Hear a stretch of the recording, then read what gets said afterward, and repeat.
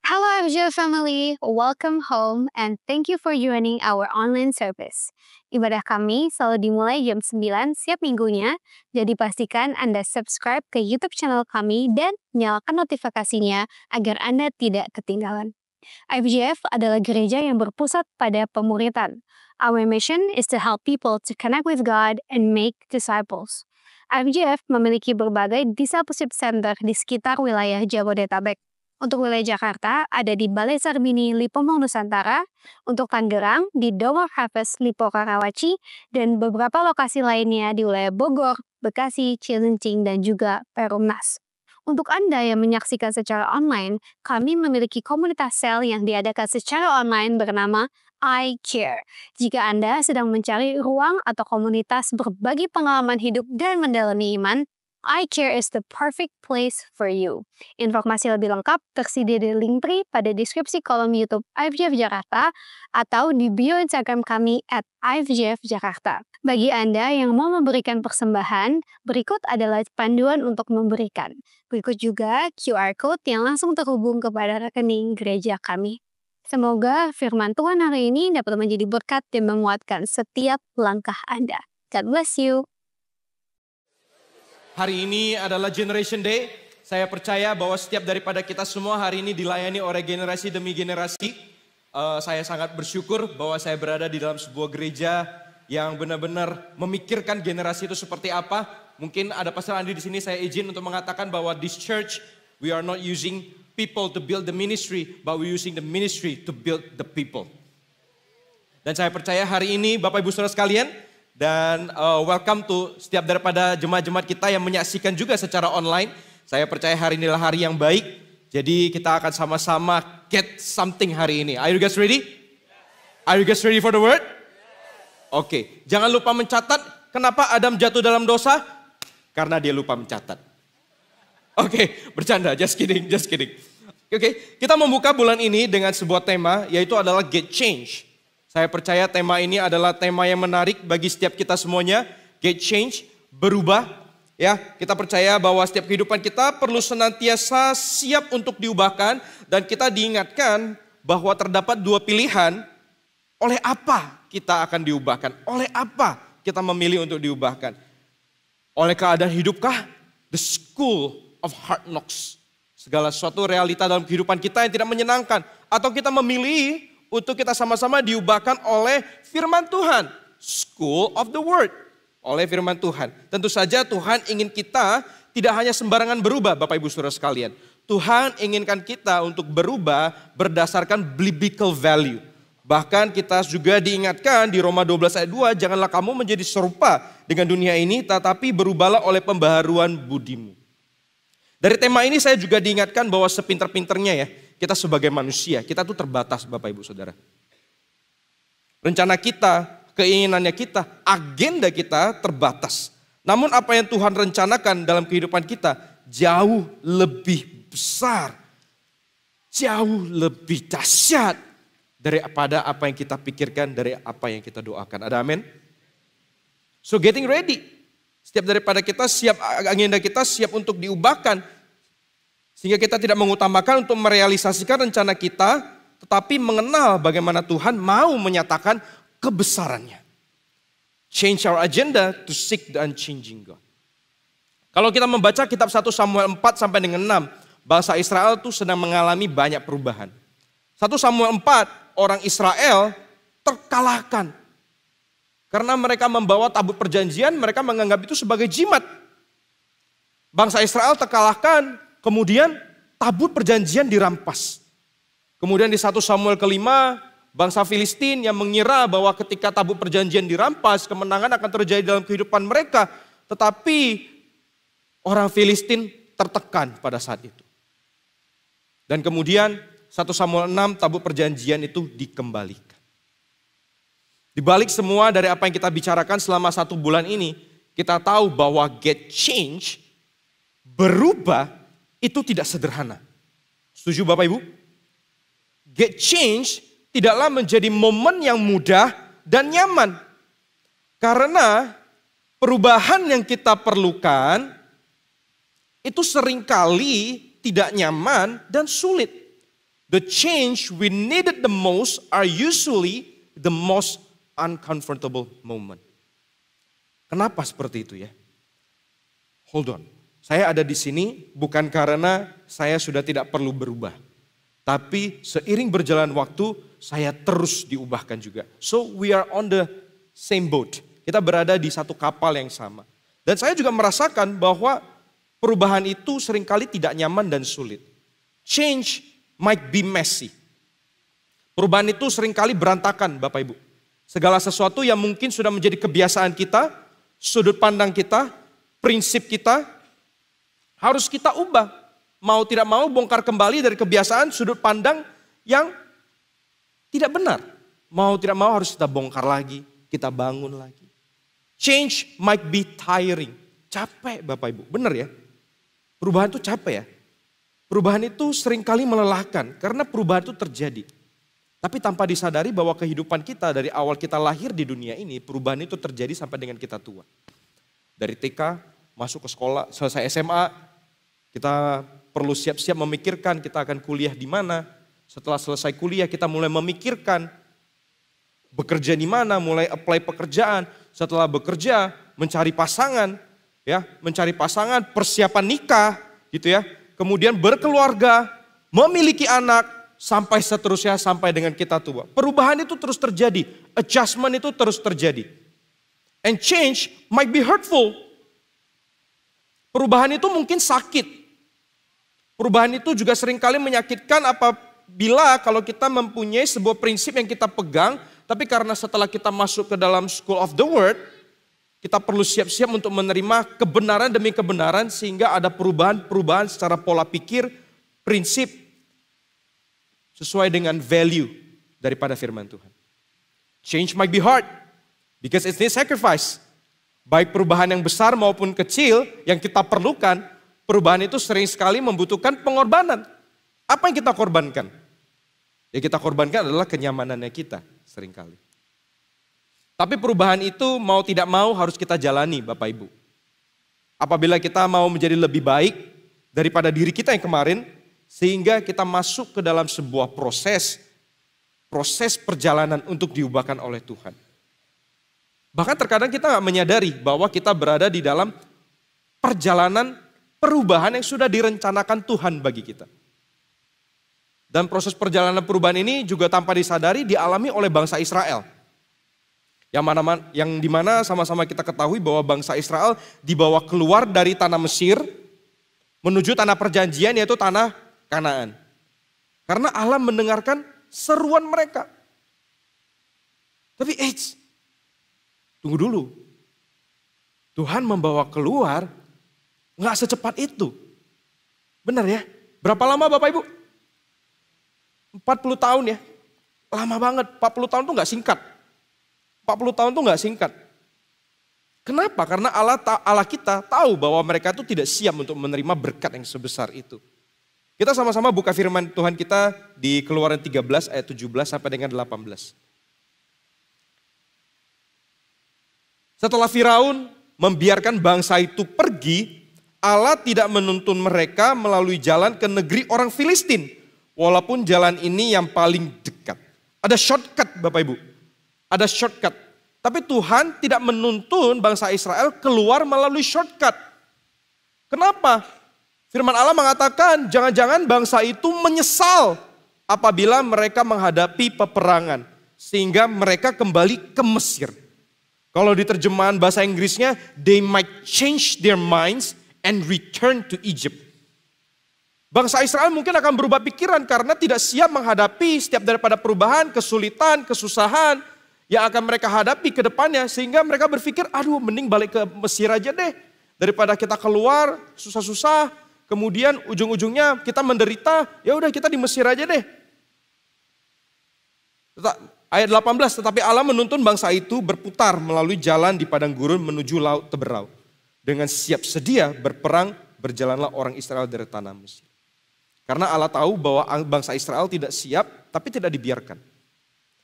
Tapi Tuhan menyiapkan, mempersiapkan bangsa Israel dan membentuk mereka terlebih dahulu sebelum mereka menuju ke tanah perjanjian. Sering sekali kita berada di momen yang seperti itu juga, Bapak Ibu. Di mana kita berada di antara harapan dan juga realita kehidupannya kita. Kita berada di tengah-tengah.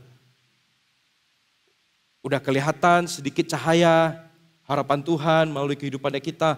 Loh, kok belum nyampe-nyampe? Udah melihat tujuan kehidupan kita kemana? Loh, kok belum nyampe? Momen ketika pada saat kita mulai lulus kuliah, mau masuk perguruan tinggi, loh katanya ini janji Tuhan saya bakal ke sini. Tapi kok belum nyampe? Momen ketika pada saat kita mulai bingung, apakah kita resign ya dari pekerjaan kita saat ini dan mulai membangun bisnis yang baru? Galau. Kita berada di tengah-tengah momen itu kita mau memutuskan apakah resign atau membangun bisnis yang baru. Momen kita menantikan promosi dari perusahaan yang tidak kunjung datang. Katanya tahun ini naik jabatan. Katanya tahun ini naik gaji. Loh, kok belum? Lama ya. Mulai bingung di dalam momen-momen ini. Menunggu pasangan yang tidak kunjung datang. Aduh, aku tuh kurang apa ya? Aku sudah berusaha loh. Kurang apa sih? Kok pasangannya belum datang-datang gitu ya kan? Ntar gue samperin takut lagi gitu ya kan. Kemudian momen-momen kita mau mengakhiri hubungan yang toksik. Aduh, hubungan ini udah toksik banget. Tapi kalau misalnya saya putus, apakah saya ke depannya akan mendapatkan pasangan? Gak ada lagi dong yang sayang sama saya. Berpikiran seperti itu. Mungkin kita juga menunggu sang buah hati yang sudah lama kita tunggu-tunggu. Kita memegang kepercayaan, kita percaya bahwa Tuhan akan menyediakan sang buah hati. Tapi kok kita sudah menunggu, kenapa masih belum ya? Kita berada di momen itu. Kita berada di momen antara kita ragu dengan apa yang akan Tuhan kerjakan, atau kita tetap percaya kepada harapan yang Tuhan berikan dalam kehidupannya kita. Kita berada di momen yang itu. Dan momen ini, kalau boleh saya sebut, momen ini adalah in between moment. Kita selalu berada di dalam in between moment, mau tidak mau. Dan selama kita ada di dunia ini, kita gak bisa menghindari momen demi momen ini.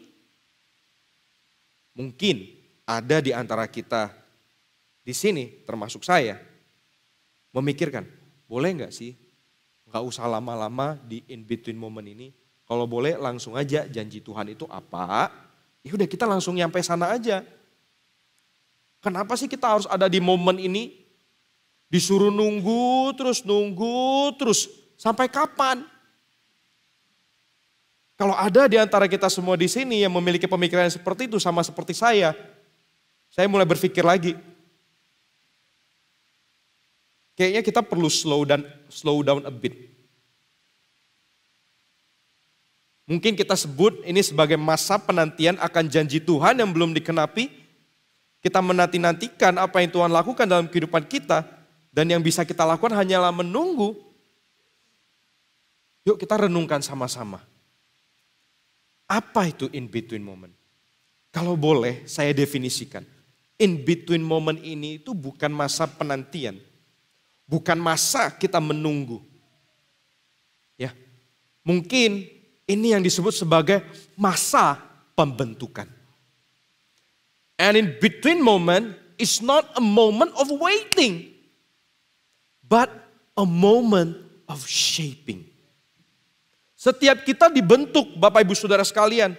Apabila kita setuju bahwa masa pembentukan itu tidaklah nyaman dan susah seperti yang saya sampaikan di awal, dan kita memiliki keinginannya untuk kalau boleh cepat-cepat aja lewatnya, maybe we can slow down. Saya pribadi juga menginginkan hal seperti itu.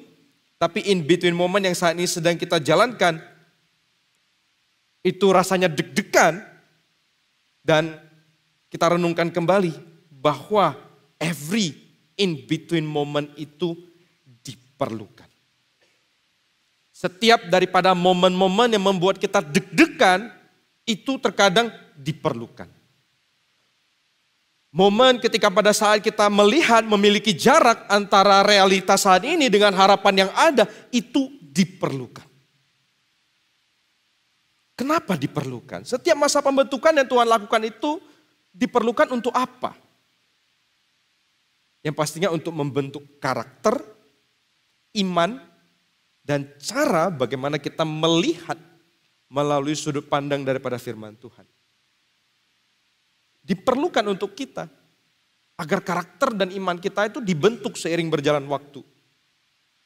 Dan every in between moment itu bertujuan, purposeful, ada tujuannya. Setiap masa pembentukan yang Tuhan lakukan selalu memiliki tujuan yang besar dibandingkan dengan apa yang kita bayangkan dan rasakan saat ini. Dan salah satu tujuan itu selalu ada kesempatan untuk masuk ke dalam fase pengenalan akan hati dan karakter Tuhan, serta adalah momen di mana Tuhan akan menunjukkan kemuliaannya di dalam kehidupan kita. Jadi bertujuan, Tuhan kita bukan Tuhan yang iseng Bapak Ibu. Ganggu dikit, enggak gitu. Tapi ada tujuannya. Ada tujuannya. Saya mendapatkan satu quotes yang menurut saya cukup menarik. Dan bagi saya, ingin saya share, ingin saya bagikan kepada setiap Bapak Ibu Saudara sekalian di sini. Yaitu adalah dari Viktor Frankl. Between stimulus. Stimulus itu adalah segala sesuatu yang ibaratnya yang dapat merangsang terjadinya perubahan fisik atau perilaku. Seperti contoh, ketika pada saat kita memukul, saya kan gak mungkin mengajak satu orang terus saya pukul, kan gak mungkin ya. Jadi saya memukul diri saya sendiri aja. Oke. Jadi ketika pada saat kita mukul, akan ada rangsangan untuk rasa sakit, itu yang disebut sebagai stimulus. Nah, respon kita apa? Ketika pada saat kita mukul diri kita sendiri, mungkin ya biasa aja. Tapi kalau ketika kita dipukul, kita akan ada respon, sakit. Atau enggak, kita mungkin akan pukul balik gitu ya kan. Jadi ada jaraknya. Ada jaraknya. Di antara rangsangan daripada stimulus itu dengan reaksi kita, response, there is a space. Ada jarak. Dan jarak ini yang dapat kita sebut sebagai in between moment. Dan di space atau in between moment ini, setiap kita dapat memilih respon seperti apa yang ingin kita alami, yang ingin kita lakukan, yang akan kita lakukan. Respon seperti apa? Itu yang akan menentukan, akan membawa kita kepada pertumbuhan maupun kemerdekaan. In that space is a power to choose our response. In our response lies our growth and our freedom. Momen aman ini adalah momen yang membuat kita merasa bahwa segala sesuatu berada di kontrol kita dan everything is just okay. Baik-baik aja, nggak ada masalah, semuanya aman, nyantai hidupnya, tidak ada gelombang. Tapi emang salah berada di titik nyaman kita? Ya nggak salah. Siapa sih yang nggak mau berada di titik nyaman? Saya rasa semua orang juga mau. Tapi jangan sampai kita kejebak loh. Karena ketika kita hidup kita berjalan mulus, terkadang-kadang, ini saya percaya tidak terjadi di FJF Jakarta, ya, tapi ini terjadinya di tempat lain gitu ya. Terkadang-kadang kita jadinya berhenti mengandalkan Tuhan di dalam kenyamanannya kita.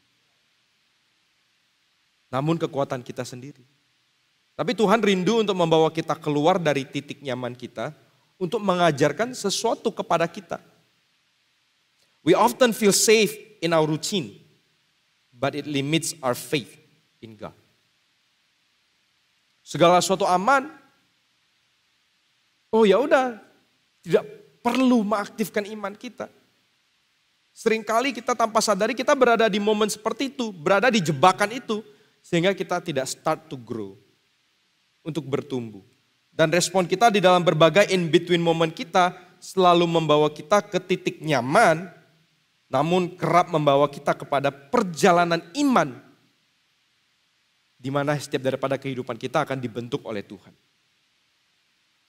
Bangsa Israel menganggap bahwa Mesir merupakan comfort zone-nya mereka. Yang bahkan pada saat di padang gurun memberikan respon lebih memilih mereka berada di Mesir. Keluaran 16 ayat 1 sampai dengan 3 mengatakan, setelah mereka berangkat dari Elim, tibalah segenap jemaah Israel di padang gurun Sin yang terletak di antara Elim dan Gunung Sinai.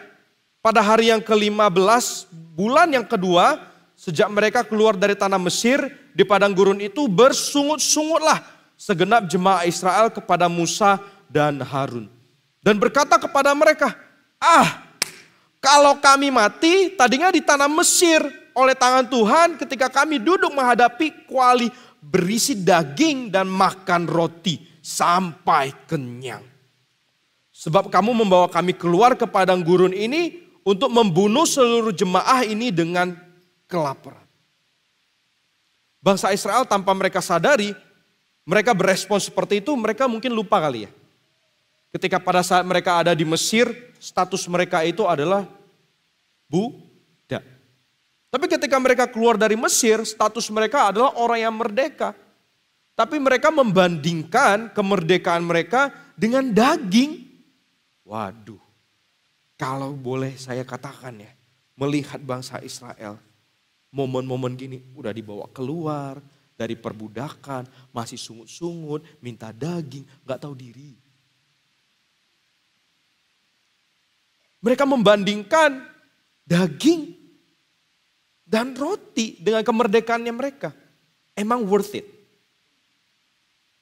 Dengan respon daripada bangsa Mesir itu bukan membawa mereka ke dalam sebuah masa yang baik Bapak Ibu. Justru membawa mereka masuk ke dalam masa pembentukan daripada Tuhan. Lebih dalam lagi. Bilangan 32 ayat 13. Sebab itu bangkitlah murka Tuhan kepada orang Israel. Sehingga ia membuat mereka mengembara di padang gurun 40 tahun lamanya. Sampai habis mati segenap angkatan yang telah berbuat jahat di mata Tuhan. 40 tahun.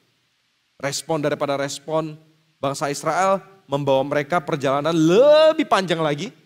Lebih lama lagi di dalam masa pembentukan ini. Setiap kita mungkin berada di dalam kebingungan atau keresahan atau berada di titik nyaman di dalam in between moment ini. Saya tidak tahu apapun yang saat ini sedang saudara alami. Tapi izinkan saya untuk mengatakan bahwa jangan gelisah dan takut. Kenapa? Karena Tuhan mengizinkan setiap kenyamanan kita diobrak-abrik, diubah. Karena Tuhan menginginkan pertumbuhan dalam kehidupannya kita. Tuhan gak anti kenyamanan kok. Tuhan gak anti kenyamanan kok. Tapi dia suka dengan segala sesuatu yang bertumbuh. God never disrupts our comfort without a purpose. It's always for growth. Dia gak iseng untuk menghancurkan, mengobrak-abrik setiap kenyamanan kita hanya untuk melihat kita struggling. No. But he tries to bring us to another level. He tries to bring us to another level of growth. Kemudian titik apa lagi yang dibawa oleh Tuhan bangsa Israel? Berbeda dengan titik nyaman yang berbicara soal kesenangan atau rutinitas yang tidak menantang. Tapi kita bergeser ke titik aman. Dan apabila kita bandingkan antara titik nyaman dan titik aman itu berbicara tentang rasa terlindungi, rasa kita terjamin, secara financial kita terjamin, secara hubungan dengan keluarga kita terjamin, secara emosional kita terjamin, secara spiritual kita terjamin. Kita semua pasti membutuhkan yang namanya titik aman ini. Ya. Saya sendiri juga membutuhkan titik aman ini. Tapi kalau sudah nyaman, sudah aman, Apalagi sih yang harus Tuhan lakukan? Ngapain lagi sih Tuhan ubah dalam kehidupan kita? Wong udah nyaman, wong udah aman. Apalagi Tuhan? Saya mulai merenungkan hal ini. Kenapa ya? Udah nyaman, udah aman. Harusnya udah gak ada sesuatu lagi yang perlu diubahkan. Ya udah sih, biarin aja. Gak usah diobrak-abrik lagi. And then it comes to my mind bahwa Tuhan ingin mengubah setiap daripada kehidupan kita from security to surrender, from self-dependency to God-dependency. Bangsa Israel ketika berada di Mesir, mereka dipastikan mendapatkan makanan. Walaupun status mereka hanya sebagai budak. Tapi sadar gak sih bahwa keamanannya mereka letakkan kepada bangsa Mesir. Bukan letakkan kepada Tuhan. Sehingga Tuhan ingin meredirect from self-dependency to God dependency. Tuhan ingin meredirect dependensinya mereka bukan kepada Mesir tapi kepada Tuhan. Keluaran 16 ayat 12. Firman Tuhan mengatakan, aku telah mendengar sungut-sungut orang Israel. Katakanlah kepada mereka, pada waktu senja kamu akan makan daging. Dan pada waktu pagi kamu akan kenyang makan roti. Maka kamu akan mengetahui bahwa akulah Tuhan Allah. Di setiap momen demi momen saat ini yang kita jalanin mungkin begitu banyak ketakutan Bapak Ibu. Rasa tidak aman. Seperti sedang berada di padang gurun. Sekali lagi Tuhan kita adalah Tuhan yang bertanggung jawab. Tanpa kita sadari, Tuhan itu memelihara kita seperti bangsa Israel. Setiap hari ada mana yang dia berikan. Mana yang diberikan oleh Tuhan itu mungkin bukan daging Wagyu A5 teman-teman, Bapak Ibu. Mungkin bukan roti banyak kenyang, enggak. Tapi apa yang Tuhan berikan di dalam setiap daripada mana demi mana kehidupan kita adalah orang-orang di sekeliling kita itu adalah mana pemberian daripada Tuhan loh. Teman-teman kita yang ada di dalam care group, mereka tuh mana daripada Tuhan. Di mana kata-kata penguatan, pengharapan, ada yang mendoakan kita, itu bukti penyertaan Tuhan. So katakan kepada kiri kanan, jangan sendiri.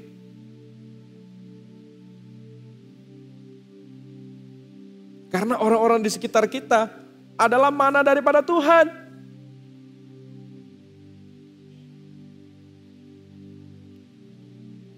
Because He is God.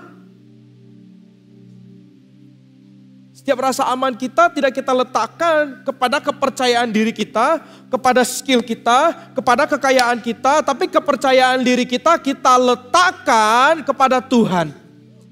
Segala sesuatu apa yang ada di dalam hidup kita hari ini, it might be messy, it might be crush, hancur. Hari ini kita letakkan bukan kepada manusia untuk menolong kita, tapi kita letakkan kepada kaki Yesus. Because I know and I believe bahwa Tuhan kita adalah Tuhan yang bertanggung jawab. Dia itu bukan seorang public figure. Dia bukan hanya seseorang yang ada di dongeng. Dia bukan hanya adalah seseorang yang ada di buku. But He is God in our time of fear.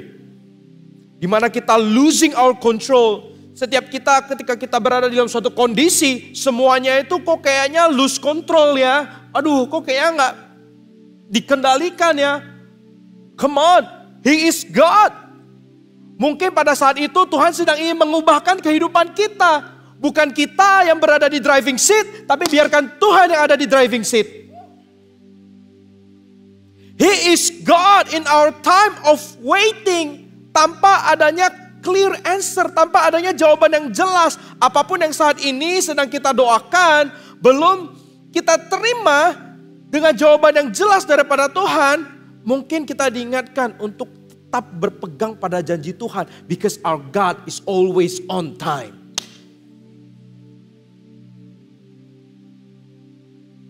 He is God in our time of doubt, uncertainty. Kalau kita berada di tempat momen yang tidak pasti saat ini, mendapatkan tawaran ini semuanya gak pasti, mendapatkan segala sesuatu yang kita impikan. Anak-anak TYC kita saat ini yang ada di, kita melayani sama-sama anak-anak TYC di lantai 5. Momen-momen ini adalah momen-momen di mana anak-anak kita ketika ditanya, how's life, how's your school, mereka selalu menanyakan, kok doakan saat ini aku lagi menunggu kabar untuk apply beasiswa. I really need this. I really need this. Mungkin izin kepada salah satu pada anak-anak TYC kita, Karamel, yang kesaksian tadi.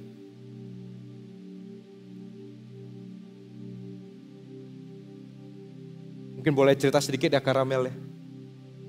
Pada saat awal saya kesini melihat dia, orang yang bingung mau kemana Tuhan. Tuhan itu siapa? Tuhan itu bagaimana? Apa yang akan Tuhan lakukan dalam kehidupan saya? Apa yang akan Tuhan kerjakan dalam kehidupan saya? Emang Tuhan itu ada? Emang Tuhan itu memang baik? Banyak kebingungan demi kebingungan. Seiring berjalan waktu, saya percaya bukan karena manusia yang bekerja dalam kehidupannya dia, tapi Tuhan yang bekerja dalam kehidupannya dia. In the moment of time, mulailah masuk momen mau apply. Karamel, how's your life? How's school? Doakan ya kok. Lagi berada di momen aku harus menunggu jawaban dari kampus demi kampus. Dan satu kalimat yang benar-benar struck in my heart. Yang membuat saya benar-benar hancur. Dan membuat saya benar-benar wow.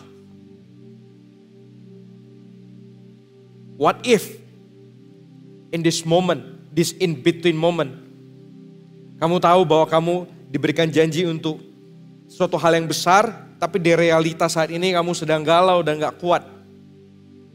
What if kalau Tuhan menredirect kamu dari apa yang kamu pikirkan saat ini?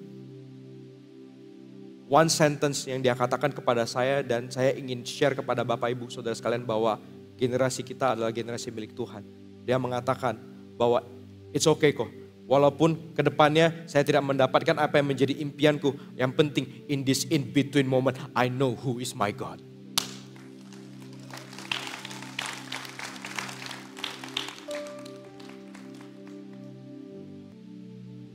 Deuteronomy 8 verse 2 and 3.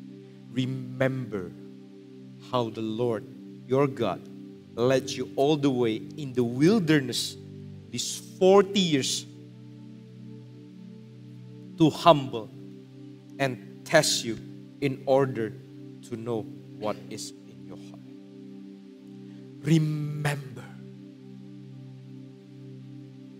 Dia bukan Tuhan kita yang hanya ada di lembah. Dia bukan hanya Tuhan kita yang ada di puncak. But He is always God in the middle. Yang ada di tengah-tengah kehidupan kita. Remember apa yang sudah Tuhan lakukan dalam kehidupan kita sebelumnya. And He is the same God that going to do it again, and again. Biarkan setiap momen demi momen dalam kehidupan kita, when we encounter God, menjadi batu peringatan. Remember. Jadi batu peringatan.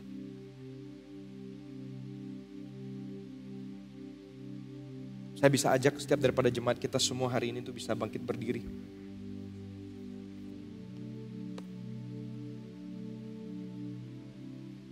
In every of our in-between moment,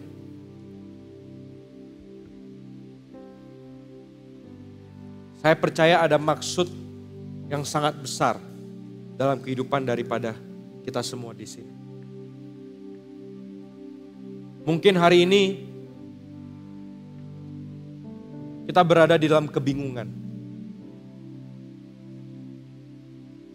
Di dalam keraguan demi keraguan. You are trying to find an answer. Mencoba nyari jawaban. Kesana kemari. Loh, kok jawabannya gak ada? Kok kayak jawabannya tidak sesuai dengan keinginan kita? Mungkin jawabannya bukan ada di orang sekitar kita. Mungkin jawabannya tidak ada di seminar demi seminar. Mungkin jawabannya tuh ada di Tuhan. And I pray, di setiap daripada in between moment yang saat ini sedang kita jalani dan kita alami, this is the moment kita mengenal Tuhan kita and come near Him. Because in this in between moment, tujuannya Tuhan hanya satu. Untuk menyatakan kemuliaannya lagi bagi kehidupan. Thank you Jesus. Thank you Jesus. Thank you Jesus. Thank you Jesus. Terima kasih.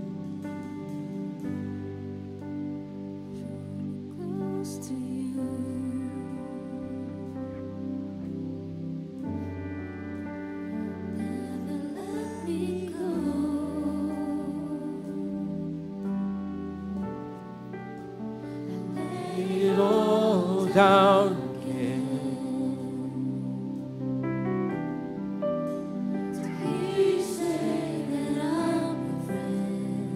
Angkat suaramu, jadikan ini deklarasimu. You are my desire. No one else will do.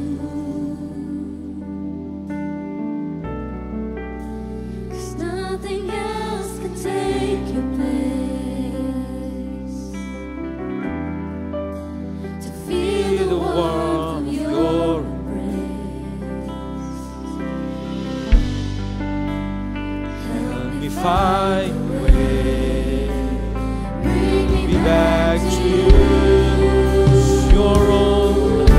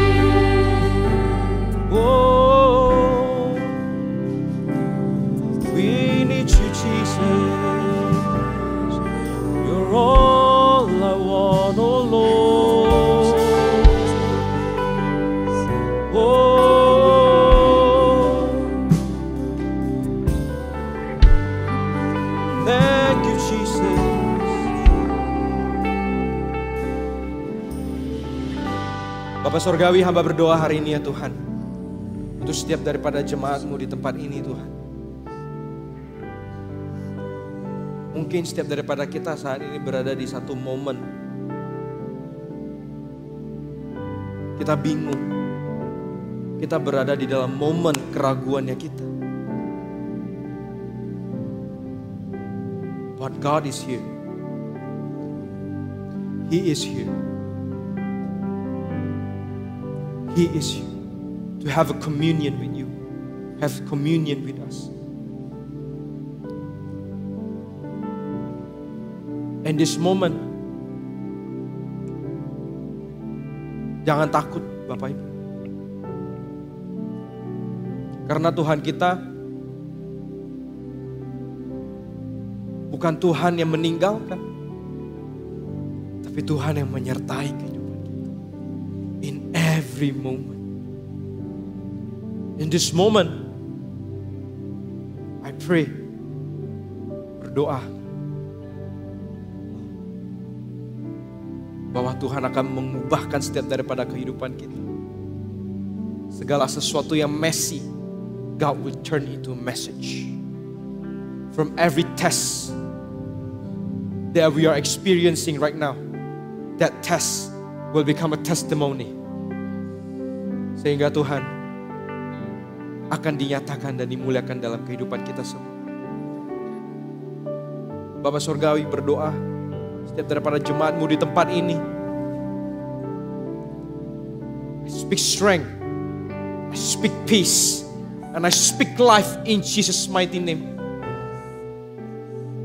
Setiap daripada jemaat-jemaat-Mu di tempat ini ya Bapak, kami percaya